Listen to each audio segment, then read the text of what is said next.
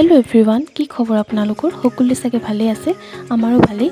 আমি গৈ আছোঁ বৰ্তমান গুৱাহাটী, যিহেতু দেউতাৰ চেকআপ আছে, সেইবাবে আমি আহি পাই গ'লোহি গুৱাহাটী বাহঁতৰ ঘৰত। যিহেতু আমি তাতে আছোঁ, আমি দুয়োজনী অকণমান ফ্ৰেছ হৈ আজৰি হৈ অলপ ওলাই আহিলোঁ। এটা বিশেষ কাম আছিল। মোৰ লগতো অকণমান টাইম স্পেণ্ড কৰিলোঁ, যিহেতু সি চাইকেল চলাব পৰা হৈ গৈছে। মোকো দেখুৱাই আছে আৰু আকৌ তাৰ লগতো অকণমান সময় পাৰ কৰিলোঁ, ভাল লাগিলে। আৰু যিহেতু কাম আছিল, সেইবাবে আমি এতিয়া ওলাই আহিলোঁ বা আৰু মই চিটি বাছতে আহিছোঁ।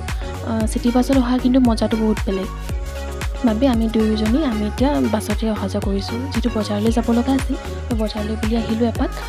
যিহেতু চাৰিওফালে একদম ৰংচঙীয়া হৈ আছে, মই চাই থাকিব মন গৈ আছে আৰু চবফালে।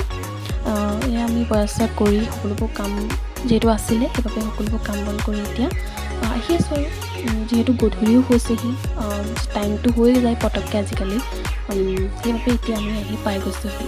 আৰু গম পাইছে আৰু গুৱাহাটীৰ এটা বিশেষ প্ৰব্লেম, যোনটো ট্ৰেফিক জাম, সেইটো চলিয়ে আছে।